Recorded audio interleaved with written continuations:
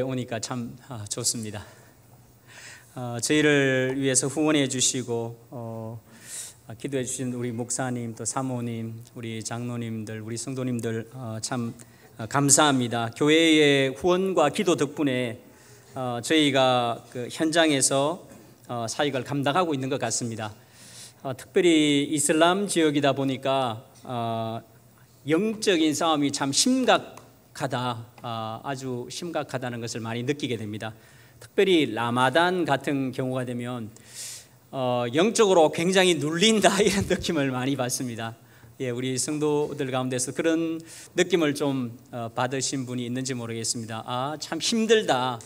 전에 제가 그 이슬람 사역 무슬림들을 대상으로 사역하지 않았을 때는 뭐 그런 게 있습니까? 이렇게 얘기를 했었는데 제가 실제로 만나고 전도하고 이렇게 하다 보니까 영적인 싸움이 심각하다는 것을 많이 느낍니다. 그래서 성도들이 기도해 주지 않으면 감당할 수 없는데 기도 덕분에 제가 사역을 감당하고 있는 것 같습니다. 너무 감사드립니다. 또 지난 그 2월 6일 터키와 시리아에 지진이 있었습니다. 제가 그 아랍 방송을 계속 보면서 너무 마음이 아팠었고 제가 막 정신없이 목사님께도 연락을 드리고 제가 알고 있는 이런저런 교회에 연락도 드리고 편지도 쓰고 그렇게 하면서 지진 구호금을 좀 목사님 도와주셨으면 좋겠습니다 라고 말씀을 드렸습니다. 그래서 목사님께서 우리 대형교회 목사님께서도 지진 헌금을 굉장히 큰 헌금을 보내주셔가지고 저희가 지금은 우리 한국 사람이 시리아에 들어갈 수가 없습니다. 그래서 레바논 목사님들을 통해서 제가 시리아의 지진 헌금을 한 3곳으로 이렇게 분리해서 이렇게 좀 드렸습니다. 제가 사진을 잠깐 보면서 설명을 좀 드리도록 하겠습니다. 지금 사진을 보면요, 동그랗게 되어 있는 부분이 시리아에 지진이 났던 부분입니다. 그 아래쪽 부분 빨간색하고 연두색하고 그쪽이 국경지대였는데 이쪽 부분으로 지진이 가장 심각했습니다. 시리아 내전이 2011년부터 있었는데요. 시리아 내전이 일어나면서 국제사회에 제재가 되어 있었습니다. 그래서 지금 11년째 국제사회로부터 제재를 당해가지고 상황이 상당히 좀 이렇게 시리아의 상황이 심각했습니다. 그 전쟁도 일어나고 폭격을 맞아가지고 거의 그 시리아 지금 북쪽 알레포 지역, 해변 지역이 그 폐허가 되었었는데 거기에 지진이 또 일어나게 되었습니다. 그래서 굉장히 이렇게 마음도 아팠었고 기도를 하면서 제가 많이 이렇게 요청을 드렸습니다. 그래서 저도 시리아 내부로 좀 들어가고 싶었었는데 금지가 되어 있지만 어떻게 들어갈 수가 없을까라고 생각해서 저희 현지 레바논 교회 목사님이 시리아에 들어갔습니다. 그러면서 저도 좀 들어갈 수 없겠습니까? 라고 그렇게 했었는데 그렇게 하려면 이제 좀 비자 레터를 받아가지고 대사관에 제출하고 허락을 받으려고 했는데 여러 가지 위험 상황도 있고 대사관에서 좀 만류도 있고 해가지고 들어가지는 못했습니다.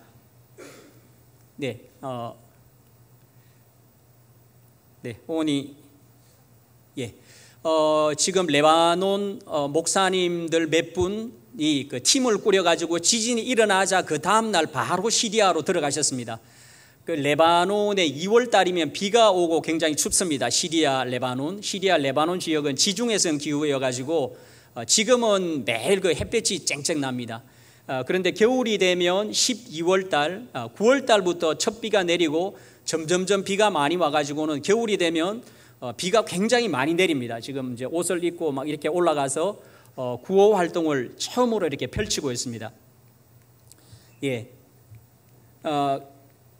지금 그 지진으로 인해 가지고 집이 그러지 않아도 이렇게 튼튼하게 지어지지 않았는데 지진으로 말미암아서 넘어지고 이재민들이 뭐 여러 가지 강당이나 학교 같은데 이렇게 피해 있었고요.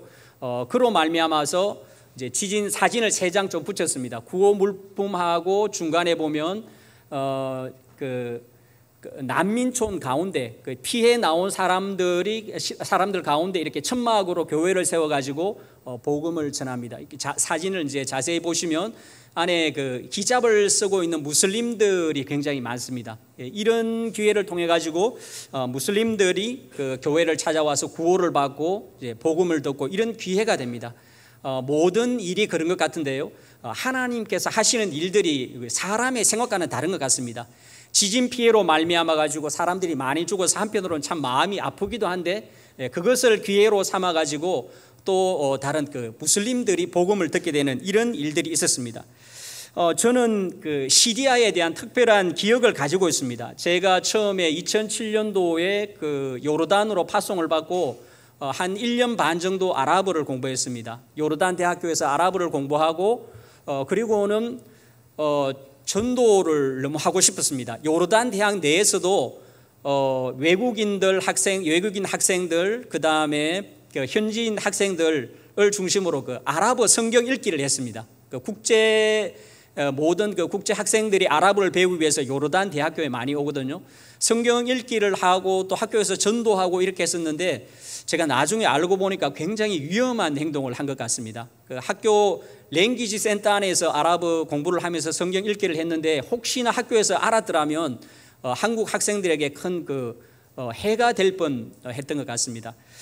그리고는 제가 전도를 좀 더 본격적으로 해야 되겠다는 마음이 들어서 한 번은 이제 제 집사람에게 제가 전도를 좀 하고 와야 되겠습니다. 요르단 외곽 쪽으로 좀 돌아다니면서 전도를 하려고 생각하고 돈을 조금 받아가지고 버스를 타고 왔는데 그 요르단과 시리아 국경 쪽에 오게 되었습니다. 그래서 국경 쪽에 와서 보니까 버스를 타면 또 시리아 다메섹으로 넘어가는 그런 버스가 있었습니다. 우리는 성경에서 다메섹 하면 늘 성경에 있는 그런 장소로만 생각하는데요. 실제로 다메섹에 넘어가 보니까 바울 사도가 성벽을 내려왔던 그런 지역도 있고요. 그런 성벽이 남아 있습니다. 그 다음에 거기에 교회도 세워져 있고요. 그 다음에 그 아나니아가 그 바울 사도 안수해가지고 눈을 뜬 그 아나니아 집에 교회도 건축되어 있고 보니까 성경에서 읽기만 했는데 실제적으로 그런 장소가 남아 있으니까 야 이게 굉장히 실제적으로 다가왔습니다. 또 한 가지는 요르단에 있을 때 그 아수르 사람들이 있지 않습니까?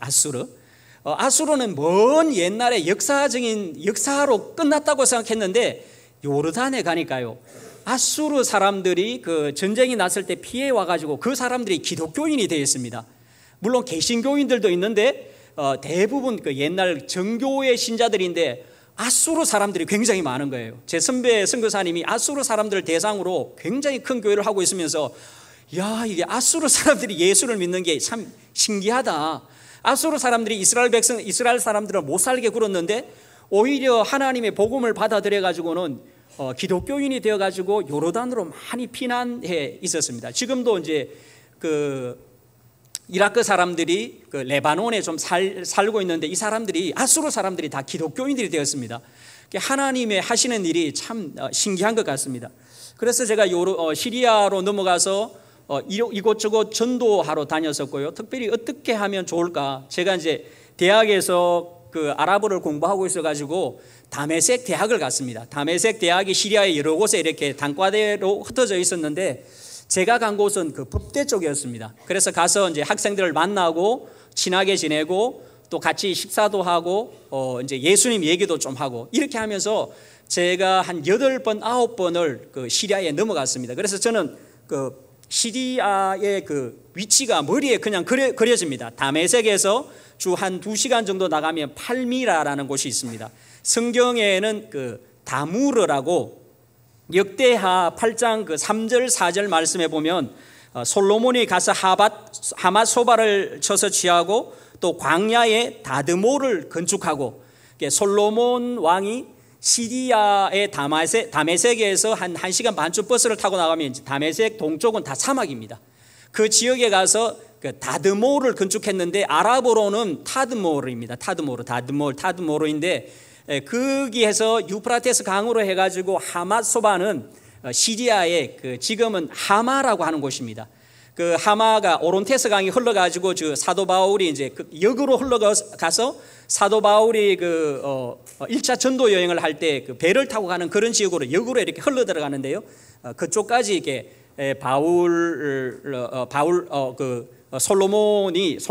다윗과 솔로몬 시대에 네, 그 어떤 이스라엘의 영향권이 미쳤습니다. 그래서 저는 이제 계속 이렇게 방학이 끝나면 방학이 되면 시리아에 넘어가서 전도를 하고 그렇게 좀 다녔습니다. 그러면서 전도를 했었는데 시리아도 기독교인들이 많이 있습니다. 시리아도 기독교인들이 많이 있는데 이 기독교인들과 무슬림은 분리되어서 살아갑니다. 한 나라에 있지만. 그리고 시리아의 정권은 대통령이 알라위 파라고 시아파에서 분리되어 온 그런 파였는데 그 파와 이제 소수 종파니까 기독교인들과 이렇게 힘을 빌어가지고 시리아를 통치하고 있었습니다. 제가 그 전도를 하고 다메섹에서 이렇게 팔미라 쪽으로 넘어가면 종종 굉장히 이렇게 눈물이 났습니다.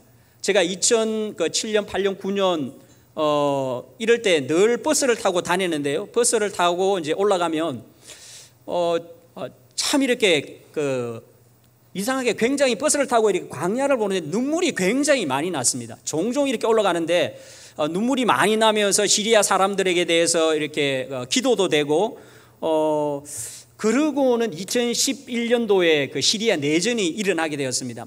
많은 시리아 난민들이 터키로, 레바논으로, 요르단으로, 터키는 300만, 요르단은 처음에는 100만 조금 넘었었고 지금 레바논은 한 150만 이렇게 넘어왔었습니다. 그래서 시리아 내전 이후 국제 제재를 당하니까 시리아가 굉장히 궁핍했었습니다.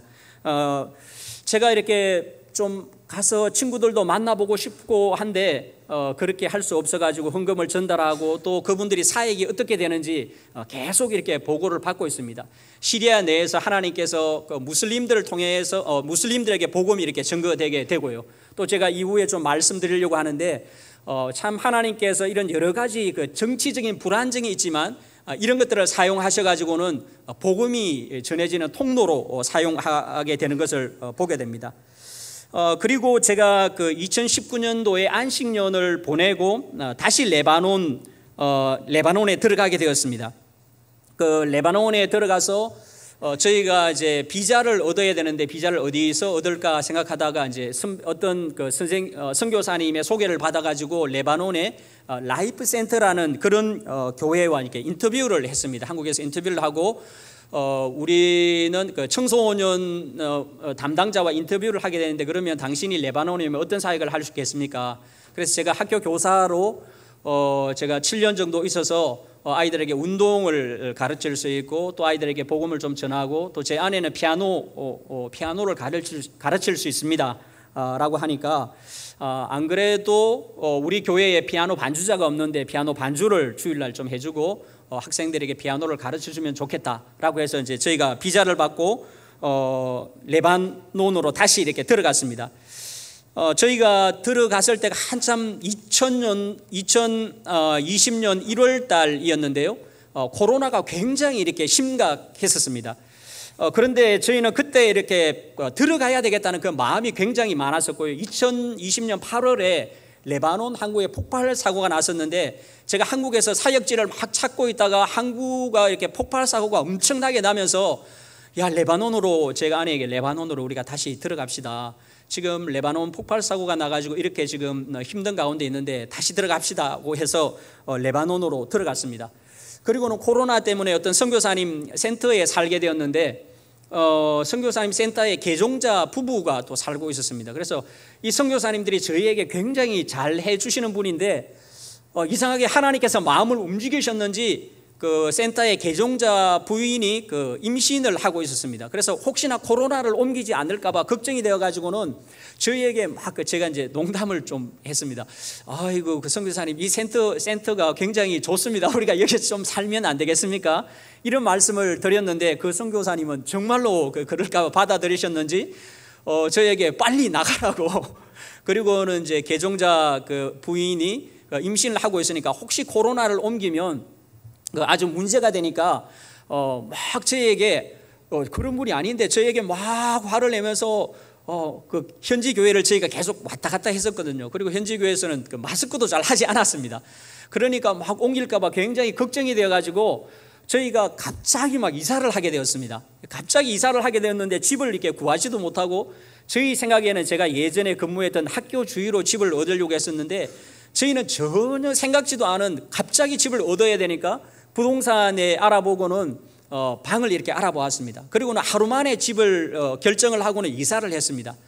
그런데 레바논이 이렇게 나라가 전반적으로 좋지 않으니까 전기가 들어오지 않습니다. 전기가 우리가 들어오지 않는다는 건 상상할 수 없지 않습니까? 국가가 파산이 되니까, 레바논이 이제 국가 파산이 되어서요, 기름을 사오지도 못하고 하니까 하루에 전기를 2시간 줍니다. 전기를 하루에 2시간 주는데 우리는 전기를 이렇게 마음껏 쓰고 있으니까 전기가 없다는 생각을 하지를 못합니다. 현대 문명은 전기의 문화 위에 이렇게 올라가 있으니까요. 근데 전기가 없으니까 모든 것을 할 수가 없습니다. 전기가 없으니까 물을 공급받아야 되는데, 모터를 돌려서 물을 공급받아야 되는데 물을 공급받을 수가 없습니다. 그 사회 전체가 돌아가지가 않습니다. 근데 저희가 갑자기 그 이사를 갔는데, 그 집도 예전에는 굉장히 비싼 집이었는데 코로나로 외국인들이 대거 떠나니까 집이 비어가지고 저희들이 아주 싼 가격이었는데 적절한 가격에 집을 구하게 되었습니다. 집을 구하고 보니까 이 집 주인이 원래 이제 레바논은 전기를 국가에서 공급을 하루에 8시간 해주고 나머지 시간을 사제 발전기를 돌립니다. 큰 발전기를 이렇게 돌려가지고 집집마다 전기를 사서 이렇게 사용을 하거든요. 근데 이 주인이 위기를 당하니까 발전기를 한 대 더 놔가지고는 24시간 전기를 쓰게 되는 겁니다. 레바논에서 24시간 전기를 쓴다고 얘기하면 같은 선교사님들도 굉장히 놀라거든요. 그런 집이 없거든요. 그리고 물이나 이런 것들이 전혀 걱정이 없었습니다. 물이 없으면 관리 사무실이 있고 또 집 관리하는 사람이 있어가지고 다 알아서 채워줍니다. 저희가 또 가스를 이렇게 사용하는데, 가스가 없으면 그 집 관리하는 사람에게 우리 집에 가스 떨어졌다고 하면 이제 가스를 다 이렇게 설치를 해줍니다. 저희가 예전에 살 때는 가스를 배달해 달라고 전화를 하면 2시간이 돼도 배달을 해주지 않습니다. 그래서 전화를 하면 아니 가스를 주문한 지가 2시간이 됐는데 왜 아직 안 오자고 얘기를 하면 1시간 50분밖에 안 됐다고 아직 그렇게 얘기를 합니다. 그리고 뭘 주문을 해도 이렇게 제대로 되는 게 없습니다. 사람을 부르면 오지를 않고요. 여름 지금쯤 되면 물이 떨어집니다. 집에 물을 채우는데 물이 떨어지면 다시 차를 불러가지고 물을 이렇게 채워 넣어서 사용을 해야 됩니다.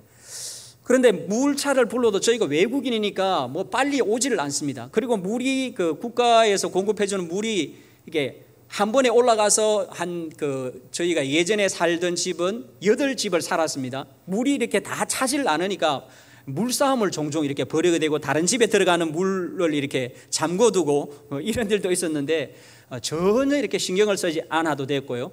또 저희 집에서 교회까지 10분이면 갈 수 있습니다. 레바논 베이루트는 도로가 좁고 차가 많아가지고 아주 이렇게 운전이나 이렇게 거칩니다. 요즘은 시리아 사람들이 오토바이를 너무너무 많이 탑니다. 길을 가면 좁은 길인데 고개를 돌리면 여기서 오토바이가 몇 대 지나가고 이쪽으로 돌리면 오토바이가 몇 대 지나가고 늘 막 조심하면서 운전을 하게 되는데, 도시 고가가 있는데 그것을 타고 이렇게 돌아오면 차도 밀리지 않고 하나님께서 다른 신경을 쓰지 않게 해주셨습니다. 잘 이렇게 인도해 주셨습니다. 그리고 저희가 이제 교회에 제가 거꾸로 돌렸네요. 지진 구호 활동을 하는데요. 저희가 라이프센터 교회와 협력 사역을 하고 있습니다. 보시는 사진에서 우리 성도들께서 보시는 사진, 오른쪽 사진은요, 담임 목사님과 사모님 또 교회 장로님 한 분이 저희가 온다고 이제 기도를 해주고 있습니다. 다른 편 사진은 이제 담임 목사님 막내딸이고 어머니이시고 한데요. 막내딸이나 저희가 현지 교회와 아주 관계를 잘 이렇게 맺고 있습니다. 특별히 담임 목사님께서 굉장히 오픈된 마인드셔가지고 레바니저들은 레바논과 시리아의 관계는 우리나라와 일본의 관계가 비슷합니다. 시리아가 항상 레바논을 이렇게 통치를 하고 레바논의 정치 문제에 깊이 관여를 했습니다. 2015년까지 레바논 총리 암살이 있었는데 시리아가 깊이 관여를 했다. 그래가지고는 레바논 사람들이 대거 그 데모를 해가지고 시리아는 물러가라 해가지고 그때 시리아 군인들이 다 이렇게 시리아로 물러갔습니다. 그래서 관계가 좋지 않기 때문에 레바논 사람들과 시리아 사람들의 예배를 대부분 같이 드리지 않습니다. 시리아 사람들은 좀 일찍 예배를 같은 교회라도 일찍 드리고 레바논 사람들은 뭐 10시나 11시에 드리고 시리아 사람들은 뭐 8시, 9시에 드리면 나누어서 드립니다. 근데 저희 라이프 센터 교회 목사님은 굉장히 오픈되어 있습니다. 항상 오픈되어 있고 가면 늘 저보고 패스틀리라고 하는데 막 웃으면서 얘기를 하고 사모님이나 또 우리 이제 청소년부에 저희가 속해가지고 사회 활동을 하고 있는데요. 청소년부 교사들이나 다 같이 한 멤버로 이렇게 잘 받아들여줍니다. 보통 이렇게 교회에서 그렇게 잘 하기 쉽지 않은데, 물론 이제 저희가 교회에 깊이 인발브 돼가지고 사역을 같이 해주고 교사 회의나 이런 것들 뭐 다 같이 이렇게 사역합니다. 여름 행사 때인데 작년 여름 청소년 캠프 때의 모습입니다. 산 위에서 이런 캠프를 했는데 정말 캠프를 했습니다. 텐트를 치고 운동장 산 위에 운동장인데 운동장 위에서 텐트를 치고 잠을 잤습니다. 그야말로 정말 여름 캠프를 보냈었는데요. 대부분의 학생들이 무슬림들입니다. 무슬림들이 교회에 들어와 가지고 같이 이렇게 캠프를 하고 말씀을 듣고 제가 뒤에서도 좀 설명을 드리겠지만 참 하나님께서 하시는 일이 우리의 생각과 참 다릅니다. 우리는 늘 우리의 한계에 머무르는데 하나님께서 하시는 일은 참 정말 이렇게 다릅니다. 여러 가지 상황을 통해 가지고 교회로 오게 하시고 복음을 듣게 합니다. 청소년부가 저희가 금요일 날 6시에 모임을 해서 8시 한 반 정도까지 모임을 합니다. 모임을 하면 이제 아이스 브레이크를 앞에 한 30분 정도 하고요. 그 다음에 찬양을 한 30분, 40분 정도 하고 그 다음에 말씀을 전하고 기도를 하고 그렇습니다. 지금 교회 마당에 나와가지고 아이스 브레이크 하는 그런 장면입니다. 우리 이미경 선교사는 사실 굉장히 이렇게 수고를 많이 하고 있습니다. 수고를 많이 하고 있는데 저는 시간적인 여유가 그래도 조금 있는데, 이미경 선교사는 계속 일주일에 2번씩 한 5시간, 6시간씩 피아노를 계속해서 이렇게 가르치고 현지 찬양팀들을 좀 지도를 합니다. 현지인들은 악보를 읽지 못합니다. 듣고 그냥 찬양을 합니다. 그게 많이 틀리니까 새로운 찬양 같은 경우에는 이렇게 좀 이렇게 반주를 하면서 좀 이렇게 지도를 해주고요. 예, 비디오 잠깐 하나 한번 보시도록 하겠습니다. 예, 현지 교회 찬양의 모습입니다. 예, 술탄 알라 하나님의 권능이시고, 예, 한 번만 더 돌려주시겠습니까?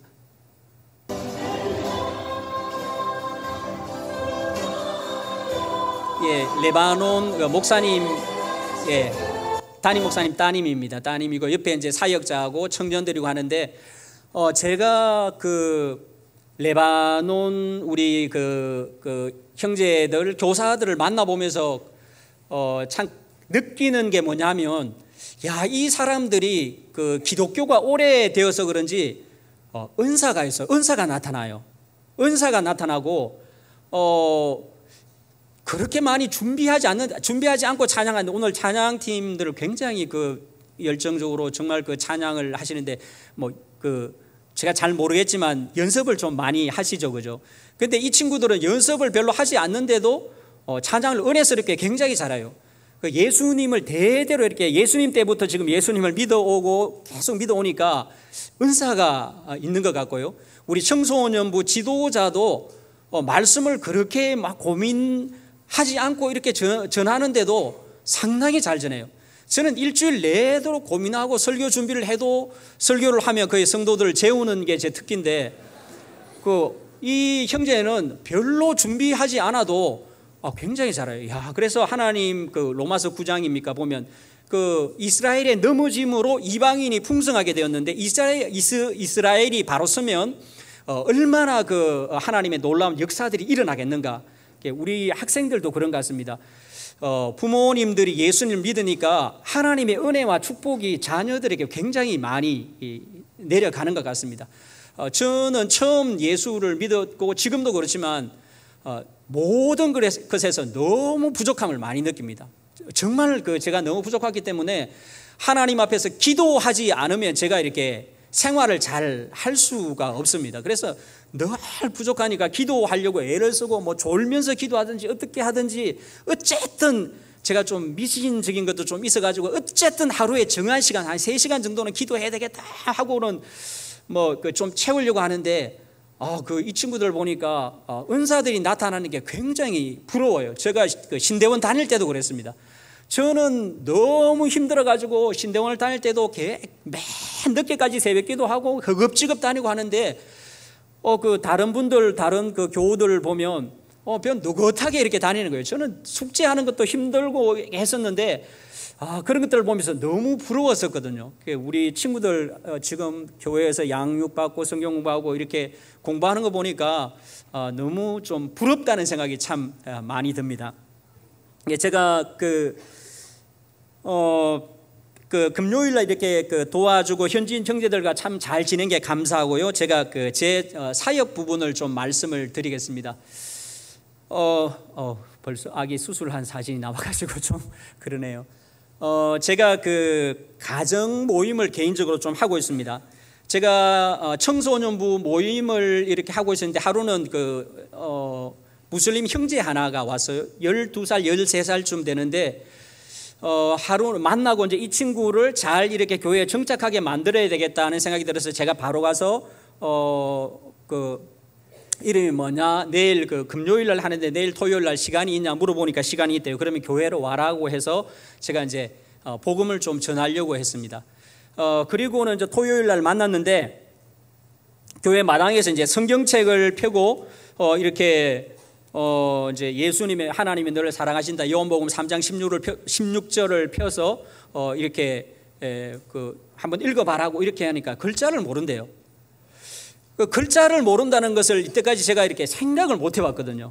제가 학교 교사로 또 레바논 학교 교사로 7년을 있었으니까 레바논 학생들도 똑똑하거든요. 영어를 배우고 아랍어를 배우고 불어까지 하니까 세계 국어를 얘들은 합니다.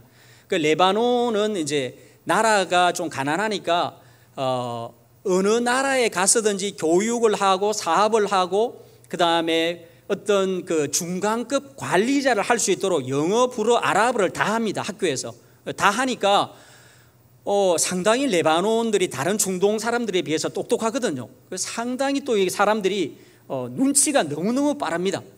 근데 아랍어를 읽어보라고 하는데 글자를 모른다고 하니까 제가 글자를 몰라? 글자를 모른다고 그러면서 야 그러면은 너하고 내하고 같이 공부를 좀 하자. 그래가지고는 알고 보니까 그 집에 이제 형제들 집이 작은 방이 하나 둘 세 개 정도인데 그 집은 되게 큰 집이에요. 큰 집인데 그 집안에 15명이 사는 거예요. 예, 집에 15명이 사는데 그 형제 쌍둥이라고 했는데 쌍둥이가 있고 그 다음에 형이라고 하고 왔는데 3명 오고 그 다음에 여자 자매라고 이렇게 왔는데 이제 얘도 모르고 제일 큰 형 그 위에 더 큰 형들이 있었습니다. 24살, 22살 뭐 결혼한 형도 있었고 그랬는데 이제 글자를 모르는 애들 3명, 4명, 5명 와라. 그 다음에 다른 집 애들 3명 해서 제가 일주일에 4번씩 아침 8시부터 12시 반까지 아랍어, 영어, 그 다음에 수학을 좀 가르쳤습니다. 제가 아랍어는 아이들이 알파벳을 모르니까요. 알파벳부터 이제 동영상을 보여가면서 이렇게 천천히 가르쳤습니다. 그리고 이제 영어도 뭐 알파벳부터 이렇게 가르치고요. 재미있는 동화를 이렇게 계속 들려주고 또 수학은 이제 칸 아카데미 1학년 걸 다운받아가지고 영어로 이렇게 보여주면서 1년 정도 이렇게 했는데 너무 힘들더라고요. 우리 학생들, 선생님들 엄청 힘들어요. 네. 선생님들 엄청 힘들거든요. 선생님들 위로를 좀 해줘야 돼요. 저도 학교 교사를 했는데 우리는 막 이렇게 학교 선생님들, 교사 선생님들, 너무 멋있다, 좋은 직업이다 이런 생각만 하는데 제가 교사를 해보니까요, 정말 너무 힘듭니다. 하루 종일 아이들과 부딪히는데 참 힘들더라고요. 제가 7년 동안 그렇게 이렇게 하고 나니까 그 생각이 다시 나는 거야. 아침에 그 9시까지 가가지고 가르치고, 또 가르치기 위해서는 집에서 또 2시간 정도 이렇게 이제 준비를 좀 하고 공부도 하고, 그래서 1년 정도를 했는데 너무 힘든 거예요, 제 혼자. 그러던 와중에 그 형제, 그 남자애들 3명 있는 얘들이 그 일하러 간다는 거예요. 일하러. 아이들이 14살, 13살, 13살 이렇게 되는데 일하러 간대요. 그래서 한 명은 이제 가게에서 물건을 담아주고 집으로 배달을 해줍니다. 우리 요 앞에 작은 가게들이 있잖아요. 레바논 같은 경우는 작은 가게에 가면 다 가게 한두 명의 그 아이들, 우리 요 앞에 앉아 있는 우리 그 학생들처럼 이런 어린 아이들이 물건을 담아주고 집으로 배달을 해줍니다. 집에서 배달을 시키면 물건을 담아가지고 그 집에 이렇게 배달을 해줘요. 그리고는 얼마 받는 줄 아십니까? 하루에 1,000원을 못 받습니다. 예, 하루에 1,000원을 못 받아요. 그 아이들이 일할 자리가 없어요. 일할 자리가 없어요. 그 시리아 난민들이 그 레바논에 처음에는 100만이 조금 넘게 왔다가 150만이라고 하는 곳도 있고, 유엔에서는 100만 정도 그 통계를 잡았고, 시리아에 조금 돌아가고 90만 정도까지 됐다고 이제 유엔에서 일하시는 분에게 제가 얘기를 들었습니다. 그리고는 지금 레바논 경찰에서 통계를 냈는데 200만이 넘어갔어요. 200만. 그 레바논 인구가 450만인데 그 시리아 인구가 200만이니까 한 11년 지나고 나니까 아이들을 굉장히 많이 낳았습니다. 이 무슬림들이, 이제 무슬림이라는 말이 복종하는 자 이런 뜻이거든요. 순종하는 자, 복종하는 자 이런 뜻인데, 알라에게 굉장히 순종해 가지고는 아이들을 굉장히 많이 출산을 했습니다. 그래서 한 가정에 보통 6명, 7명, 많은 곳은 12명. 집에 들어가면 방이 작습니다. 방이 아주 작은 방인데, 제가 여기 지금 이제 가정 모임을 하는 집들이 제일 이 오른쪽 가정에 있죠. 아줌마가 한 사람 앉아 있고 아기가 앉아 있고 요 주위에 이제 이웃들이 다 모인 집인데, 요 방 한 칸에서 9명이 잠을 잡니다. 방이 아주 작은데, 요 방이 거의 다거든. 여러분 보이시죠? 방이 작은데 요 이웃 아이들하고 같이 와가지고 뒤에도 좀 앉고 하는데 방이 굉장히 작습니다. 요런 방에 9명이 엄마 아빠 해서 9명이 잠을 자고 이렇게 생활을 합니다. 그래서 그 아이들이 너무 이렇게 많으니까 일할 자리가 없어요. 아이들이 공부는 생각지도 못해요. 여러분, 공부는 제가 전에도 한번 말씀드린 것 같은데, 공부는 귀족들만 하는 거예요. 귀족들만. 여러분은 다 아마 귀족인 것 같아요. 공부는 여러분 정말 농담이 아니고요. 공부는 우리나라 조선시대도 그랬고 지금도 레바논에 가도 일반 학교는 수업도 잘 안 합니다. 다 사립학교를 다니는데, 사립학교 가서 공부를 하는데요. 이 시리아 지금 이제 시리아 사람들은 공부를 못 합니다. 공부를 하는 게 얼마나 큰 특권인지 레바논에 있어 보면 압니다. 이 학생들은 그나마 도시에 살기 때문에 그나마 환경이 괜찮아요. 근데 레바논과 시리아의 경계에 있는 베카 계곡이라는 데 있습니다. 우리가 성경에 보면 바알신 많이 하잖아요. 바알 신전, 굉장히 지금은 이제 바알 신전에서 로마의 주피터 신 바카 신으로 바뀐 엄청나게 큰 신전이 레바논과 시리아 사이에 베카 계곡이 있는데, 큰 계곡이 있는데 계곡의 북쪽에 엄청나게 큰 신전이 있습니다.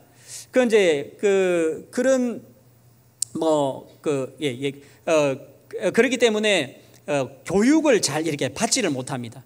거기에서 막 엄청나게 많은 시리아 난민들이 그야말로 들판에 시멘트만 부어가지고 텐트 친 곳도 있고요. 들판에 그냥 텐트를 치고 삽니다. 얘들은 보면 공부를 한다 생각을 할 수가 없습니다. 그래서 정말 공부를 한다는 것이 축복이고 특권인 것 같아요. 여러분들은 이제 내가 축복이다, 특권이다, 그런 생각을 못 하시겠죠. 근데 공부를 한다는 것, 그 다음에 여러분들이 교회 생활을 이렇게 잘 하시고 이렇게 한다는 건 엄청나게 큰 축복입니다. 저는 아멘 안 하네요. 저는 고등학교 3학년 거의 졸업할 때쯤 돼서 예수님을 알았습니다. 그래서 청소년 시절에 예수님을 알지 못하고 늘 우울하게 지냈습니다. 우울하게 지내고 친구도 별로 없었고, 그러다가 예수님을 알고는 이제 친구들도 많아지고 교회 생활을 하면서 청소년기에 그 예수님과 함께 보내지 못한 그런 것에 대해서 참 아쉬움이 많습니다. 제가 아이들을 가르치고 제가 교역자가 되어가지고 주일학교를 하고 청소년들을 가르치면서 그 시절을 같이 경험을 하게 되었는데요.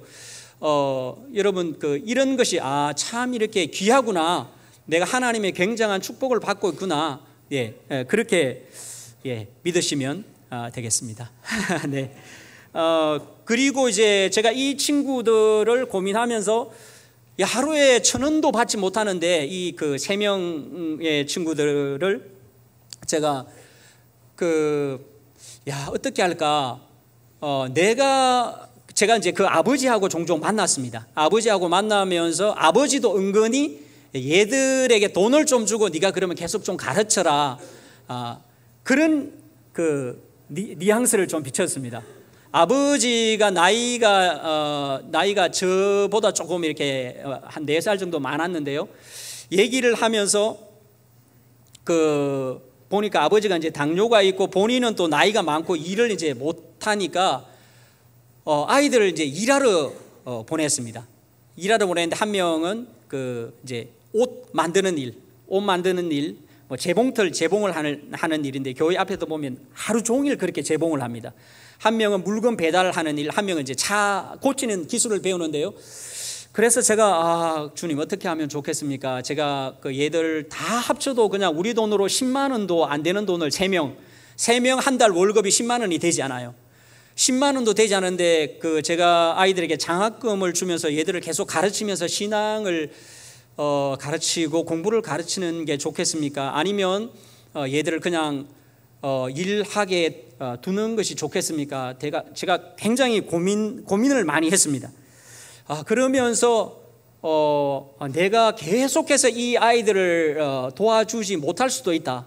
그 다음에 이 아이들도 사회 속에서 뭔가 일을 하면서 뭐 돈이 아니고 그 사회 속에서 뭔가를 알아가고 배워가고 기술을 배우는 것이 좋겠다라는 생각이 들어가지고 제가 장학금을 주지 않았습니다. 그리고는 주일 모임을 이렇게 시작했습니다. 학교를 하면서 아이들 8명을 데리고 주일 모임을 시작했는데, 그러면 주일에는 니네들이 쉬니까 한 명 가게 장사를 도와주는 아이는 주일에도 아침까지 도와주고 오후 1시부터 4시까지 비는 시간입니다. 4시면 다시 가가지고 또 8시까지 일을 합니다. 아침 8시부터 밤 8시까지.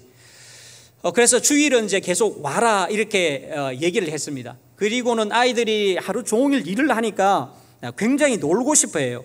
그러면 좋다, 우리가 같이 모이면서 주일날 축구를 하자 이래가지고는 1시부터 2시까지 예배 말씀을 찬양하고 예배하고 2시부터 3시까지는 이제 주위에 한 10분 정도 걸어가면 축구장이 있습니다.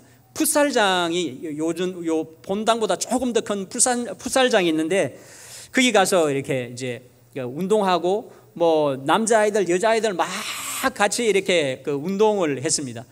운동을 하고 이렇게 하니까 뭐 요런 작은 집에 사니까 아이들이 뛰어놀 공간이 없거든요.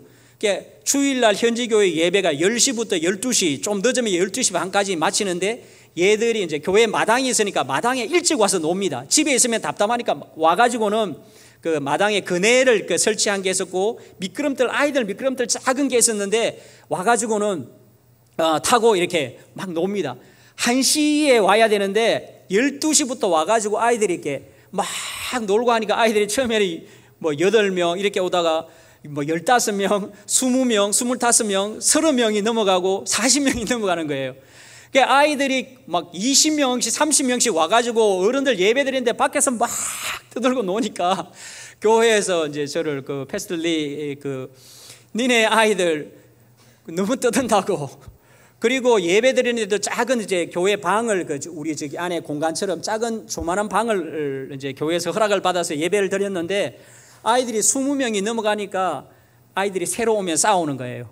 새로 한 명 오잖아요. 저희 때만 해도 동네거나 학교거나 누가 짱이냐 이래가지고 막 한번 싸우고 서열을 좀 정했는데 얘들도 비슷한 게 있어요. 남자애들이 좀 큰 애들이 오면 항상 한 번씩 싸우는 거예요. 서열을 좀 정하는 것 같아요.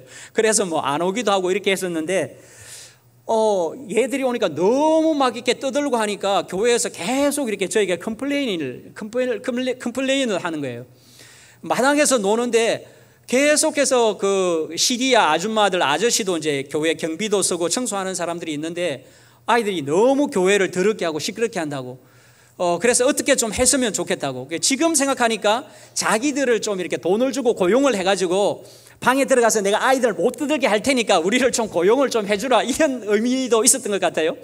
근데 이제 저는 이렇게 또 돈을 주고 이렇게 하는 것은 이건 좋지 않다, 그런 생각이 들어가지고 어쨌든 제가 이렇게 저와 제 아내가 이제 같이 이렇게 부딪히면서 사역을 좀 했습니다. 그게 이제 40명이 넘어가니까 도저히 이게 안 돼요. 그래서 컴플레인도 계속 들어와요. 주님 어떻게 하면 좋겠습니까? 제가 또 그 아르메니안, 그 지역이 아르메니안 동네인데 아르메니안들이 1920년도에 터키의 박해로부터 굉장히 많은 대학살을 좀 당하고 그 레바논으로 한 20만 이상이 이주를 해왔습니다. 그래서 레바논 정부에서 허락을 해줘가지고 아르메니안 동네 아주 오래된 그냥 그 옛날 우리 그 블록만 쌓은 집 있죠.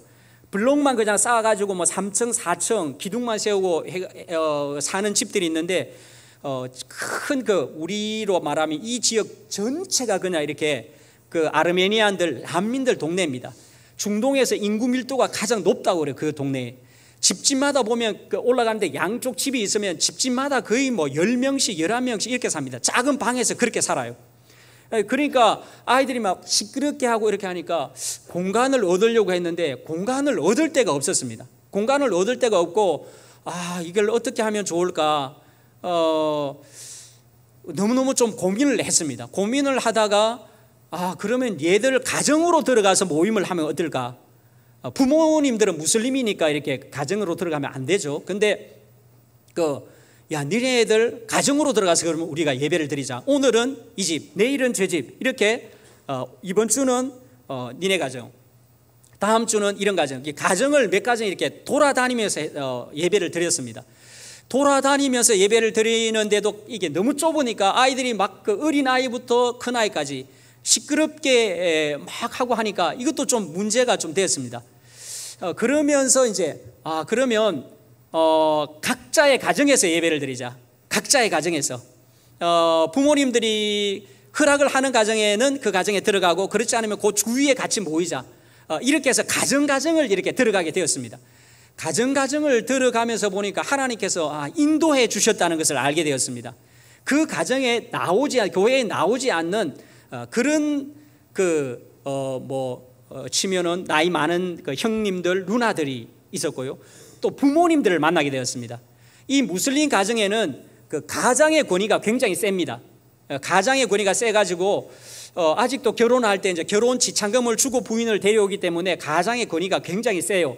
그래서 아버지들을 만나가지고 아버지를 만나서 이제 니네 가정에 이렇게 애들이 나오는데 가정에 들어가가지고 우리가 모임을 좀 해도 되냐? 일주일에 한 번씩 그거 해라. 이렇게 하면 이제 가정에 들어가게 돼요. 가정에 들어가면서 이렇게 말씀을 이제 전해보니까 제가 이제 마태복음을 쭉 이렇게 말씀을 전했는데 들어가면서 보니까 그 가정에 말씀을 듣는 사람들이 있어요.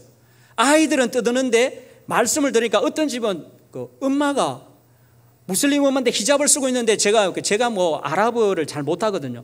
그리고 저는 공용 아랍어를 했기 때문에 레바논, 시리아 아랍어를 배우질 않았습니다. 지금 이제 새로 들어가서 아랍어를 이렇게 이제 보통 스포큰 랭귀지라고 이렇게 얘기를 하는데 그냥 말로 하는 레바논 말을 제가 잘 하지 못하는데 성경은 뭐 쭉 읽으면서 이렇게 설명을 하고 덧붙여서 이렇게 하는데 어떤 집은 엄마가 말씀을 유심히 듣는 거예요. 엄마가 말씀을 전하면 저분이 지금 말씀을 듣고 있다 이런 걸 아는데 엄마가 듣기나 또는 어떤 가정은 좀 큰 형이 말씀을 유심히 듣거나 어떤 가정은 아버지가 또 말씀을 들어요.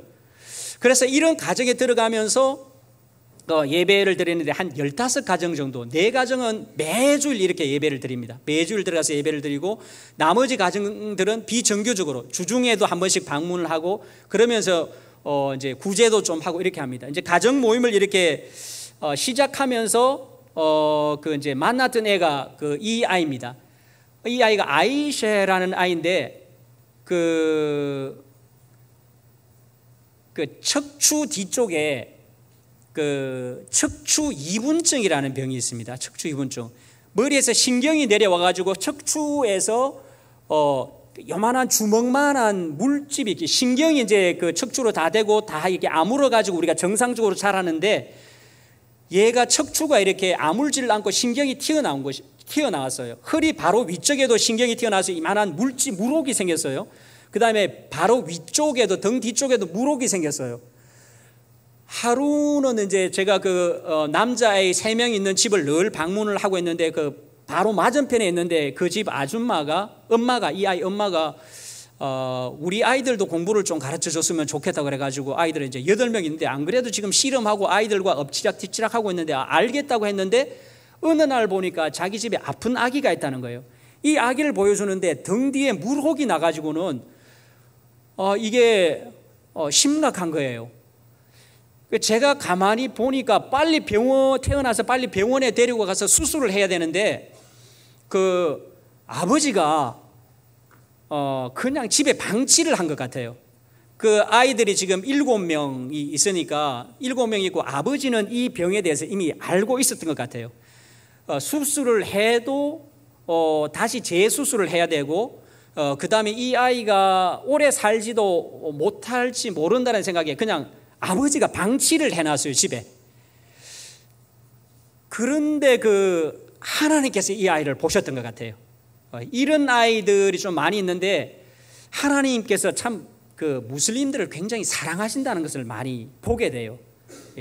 하나님께서 정말 이 가정들, 무슬림들을 사랑하시는구나라는 것을 알게 되었고, 저희가 그래서 병원에 데려가서 이제 수술을 도와줬습니다. 이 수술이 돈이 상당히 많이 드는 수술인데, 유엔에서 75%를 감당을 하고, 저희가 다시 이제 가가지고 나머지 수술비를 대 주었습니다. 제가 선교 편지를 쓰면서 이제 기도 부탁을 했는데, 어떤 가정에서 수술비 100만 원을 보내주셔가지고 수술을 도와주었습니다.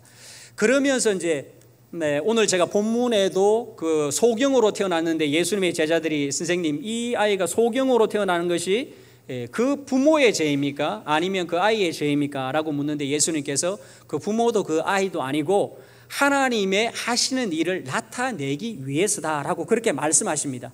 하나님이 하시는 일이 이 아이를 통해서 하나님의 살아계심을 보이시는 거죠. 우리가 하나님의 살아계심을 어떻게 보입니까? 믿음으로 갔는데, 우리가 믿음을 교회에서 강조하는 이유가 뭡니까? 눈에 보이지 않는데 하나님께서 믿음을 주시죠. 그리고 하나님이 눈에 보이지 않는데 이런 아이들 통해서 하나님이 살아계심이, 하나님께서 이 아이를 통해서 그 가정을 구원하시기를 계획하셨다는 것이 눈에 보여요. 하나님께서 무슬림들을 얼마나 사랑하신다는 것이 눈에 보입니다. 이 아이뿐만 아니고 다른 가정도, 제가 이상하게 가는 가정마다 이 사람들이 환경이 좋지 않아서 그런지 가정마다 다 이런 좀 병자들이 한 사람씩 있어요. 어떤 집은 아버지가 폭격 와중에 이렇게 폭격을 맞아가지고 등을 수술하고, 어떤 가정은 갔는데 청년인데 전쟁에 나갔다가 이렇게 다리가 부서져가지고 수술을 했는데도 제대로 걷지 못하는 이런 가정들이 있고, 요 아이도 장루증이라고 합니다. 장루증이라고 하는데, 지금 오른쪽 배에 구멍이 나 있죠, 그죠? 아이가 태어났는데 배변이 안 되어가지고 문제가 생겨가지고 인공 항문을 배로 만들었어요. 인공 항문을 배로 만들어가지고 이게 배변을 배로 이렇게 하고 있습니다. 여러분, 우리가 먹고 정상적으로 배변한다는 것이 이거 정말로 이렇게 큰 하나님의 은혜인 것 같아요. 우리 모든 것을 그냥 당연하게 받아들여요, 그죠? 너무 큰 은혜를 받으니까 이건 당연한 게 이렇게 하는데 당연한 게 아닌 것 같아요. 이 아이 가정도 부모를 이렇게 만났는데 아버지에게 너 예수 믿겠냐 이렇게 하니까 믿겠대요. 그리고는 그러면 좋다, 내가 한국 교회에 편지를 써서 어떻게 하든지 도와주겠다 이 말을 했는데, 그 말이 떨어지기가 무섭게 매주 방문을 하면 우리 집에 아이가 지금 이렇게 크림을 발라야 되거든요. 피부가 상하니까 크림이 없다, 그 다음에 약이 없다, 그 다음에 우유가 없다, 얘가 좀 특수한 우유를 먹어야 되는데 우유가 없다, 약이 없다, 매주 그러는 거예요. 제가 이렇게 방문하는 앞쪽에 보여줬던 그 엄마도 그 애가 열이 별로 없는 것 같은데 계속해서 열이 있다고 병원 가야 된다고. 제가 그 한 번은 또 이게 머리에 물이 차올라서요. 얘가 이제 척수하고 척수액이 이렇게 몸으로 잘 흘러가야 되는데 이게 흐르지 않아 가지고 척수도 문제가 생겼어요. 그래서 척수에 또 이렇게 다시 수술해 가지고 한 우리 돈으로 60만 원 주고 다시 이렇게 관을 삽입해 가지고 수술을 했는데, 그리고는 또 머리에 물이 차는 거예요. 제가 너무 막 놀라 가지고 또 이거 병원에 가면, 병원에 이 부분은 이제 그 앞에 척수 2분증으로 이제 수술을 했다는 그 부모는 제가 엄마하고 아기를 데리고 6개월 동안 계속해서 제가 아침에 가가지고는 이제 현지 교회로 계속 데리러 갔습니다. 잠 자고 있는데도 두드려 가지고 막 깨워가지고 이제 들어갔어요. 6개월 정도 지나고 나니까 이게 저를 이제 선생님 이렇게 얘기를 하는데, 우스타드라고요. 우스타드, 이제 오지 않아도 된다고, 내가 간다고, 내가 스스로 갈 테니까 오지 말라고. 이게 제가 가만히 보니까 제가 계속해서 데리러 가니까 부담스러웠던가 봐요. 네가 이제 지금부터 결석을 좀 하려고 작전을 짜는구나 이런 생각을 좀 했는데, 그래도 계속 나왔어요. 계속 나오고 지금은 이제 교회를 잘 나오고, 요 가정에 이제 그 언니들이 있는데 언니 중에 한 명이 아주 신앙이 좋습니다. 아버지가 굉장히 고집이 센 무슬림인데 이 언니가 아버지 고집을 그대로 물려받았어요. 근데 이 고집이 굉장히 긍정적인 대로 쓰여지는 거 있죠. 어떤 모임이 있으면 절대로 빠지지를 않습니다.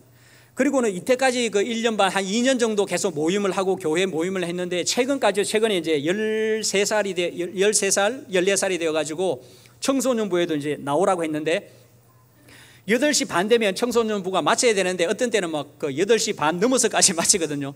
그래서 제가 딸아이니까, 딸아이고 친구들이 5명이 그날 왔었는데 8시가 넘어가니까 제가 걱정이, 아버지가 안 보낼까 봐 걱정이 돼서, 야 빨리 가 빨리 집에 가니까 우스타드 안 간다고, 마치고 간다고. 아주 이렇게 긍정적인 그런 아버지의 성향을 물려받아서 너무 이렇게 감사했었고요. 요 아이도 그래서 계속 달라고 하니까 제가 너무 힘든 거예요. 제가 이렇게 길에도 차를 몰고 가면 아이들이 와가지고 막 도와달라고 차에 들러붙어가지고 막 이렇게 도와달라고 하고, 제가 집에 가면 이제는 레바논 사람들도 좀 힘드니까 레바논 사람들도 할아버지들이 나와가지고 저희 집을 가려고 하면 작은 광장을 지나서 가야 되는데, 광장에 항상 신호에 딱 와가지고는 문을 두드리면서 이렇게 돈을 요구를 해요. 항상 그렇게 하니까 너무 제가 부담스러워가지고는 회피하려고, 어떤 때는 보면 회피하려고 막 신호가 끊겼는데도 가려고 하다가 사고가 날 뻔한 적도 있는데, 제가 하루는 좀 생각하고 기도하면서, 야 그래 주자. 그 사람들이 몇백만 원 돈을 달려고 하겠냐. 겨우 해봐야지 10불 정도, 크봐야 10불 5불 정도 달려고 하는데 그냥 주자. 그 나라 돈으로 5천 원, 만 원 이렇게 주는 건데 주자, 이런 생각이 들어가지고 마음을 이제 바꾸어 먹었습니다. 그래 주자. 그러니까 문 두드리면 그냥 이렇게 돈을 이제 주니까 이제 제가 피하지 않아도 되는 거예요. 제가 편한 거예요. 제가 이렇게 구제를 돈을 주니까 제가 편안하고 제가 당당한 거예요. 그게 문을 열면 오늘 사업이 좀 어땠냐고, 오늘 좀 돈 좀 많이 벌었냐고, 내가 엊그제 돈 줬으니까 내가 내일 좀 다시 돈 주겠다고. 그리고 이제 난민들 가정도 참 구제하는 것이 구제가 참 필요는 해요. 참 이 사람들이 힘들게 살거든요. 정말 힘들게 사니까 구제가 필요한데 또 너무 구제만 바라고 이렇게 나오는 가정들이 있어요. 그런 가정들은 제가 좀 자르거든요. 돈만 계속해서 하고 어렵다고 이렇게 하는데, 제가 좀 이렇게 자르고는 어떻게 하든지 신앙을 심어줘서 예수님이 살아계시다고, 예수님께 기도하라고. 이 사람들은, 무슬림들은 무슬림의 선지자가 최종적인 선지자라고 이렇게 여깁니다. 우리는 예수님이 구원을 완성했다고 하는데, 이 사람들은 이제 620년도에 이렇게 622년도에 이슬람이 일어났으니까 그때부터 일어나 가지고는 계속해서 이제 꾸란도 계시받았다 이렇게 얘기를 하는데, 꾸란의 상당 부분이 성경에서 다 이렇게 가져온 겁니다.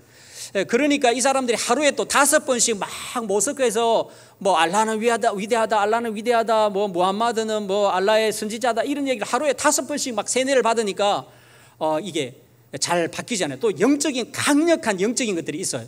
그러니까 쉽지가 않아요. 쉽지가 않은데 하나님께서 이런 기회를 주면서도 구제하고 어쨌든 그 예수님을 얘기해주고 예수님께 기도해라. 그 아이도 머리에 물이 찼는데 제가 정말 심각하게 기도했습니다. 정말 심각하게 주님께 기도했는데 어느 날 보니까 물이 빠졌어요.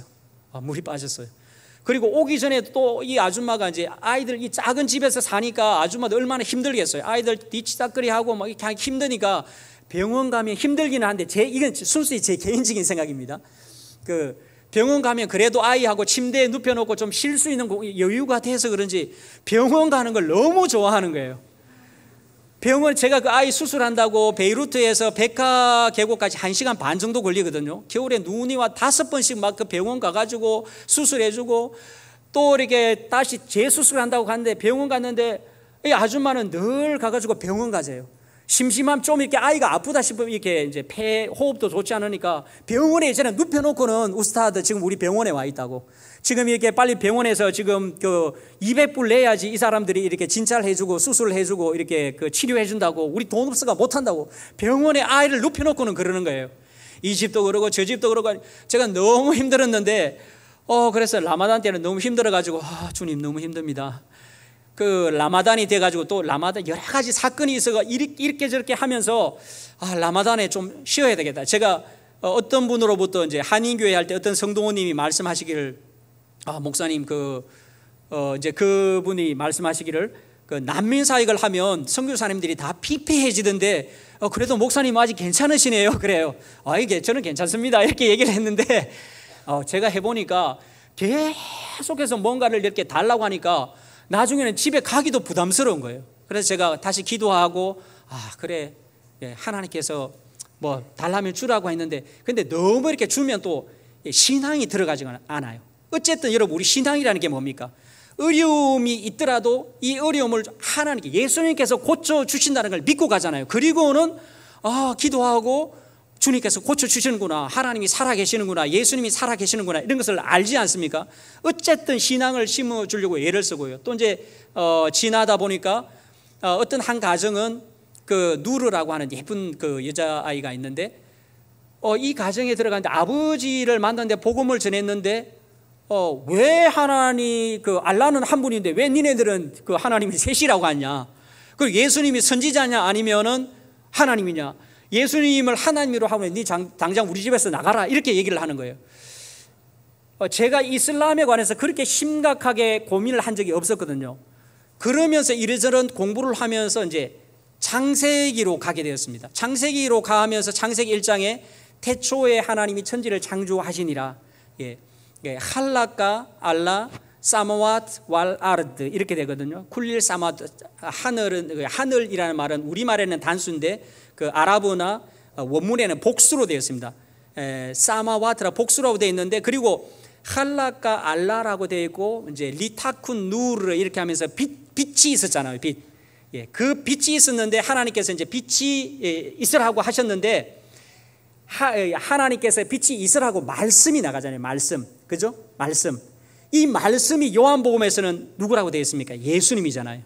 하나님의 말씀으로 했는데 그게 창세기와 요한복음이 딱 통하는 거예요.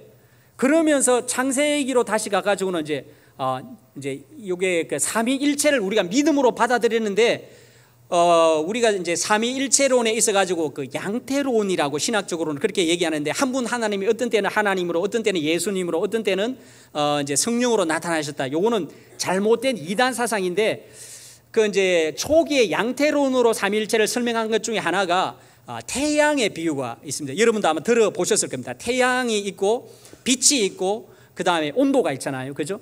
하나잖아요. 하나인데 셋이잖아요.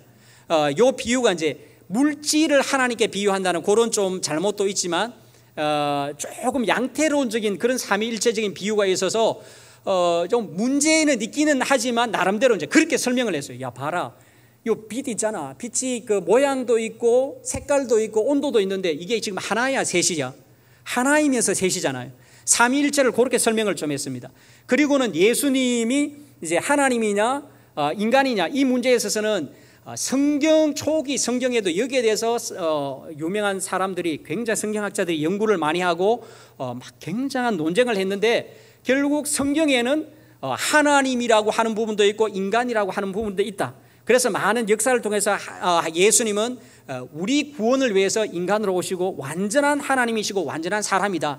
그리고 내가 이제 고민이 생기니까 꾸란을 조금 읽었습니다. 아랍어 꾸란도 조금 보고 한국어 꾸란을 읽으면서 내가 꾸란도 읽고 있는데 꾸란에도 보면 너희 선지자가 그랬지 않냐, 성경을 가르치는 사람을 존중하라고. 그렇게 하면서 이제 좀 그 변호를 하면서 좀 이슬람에 관해서 공부를 하고 있는데, 제가 이제 갓 새로 가서 이슬람에 관해서 공부를 하다 보니까 야, 이게 이슬람에 관해서 깊이 공부를 해야 되겠구나, 그런 도전을 많이 받고 있습니다.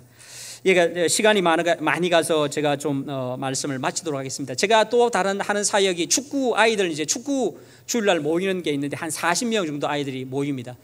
그 과정에서 아직 모임을 이제 더 발전시키지는 못했는데 간단하게 복음을 전하고 제가 돌아가면 그 아이들 몇 명 이렇게 이제 뽑아가지고 성경을 가르치고 이제 모임을 확장하려고 합니다.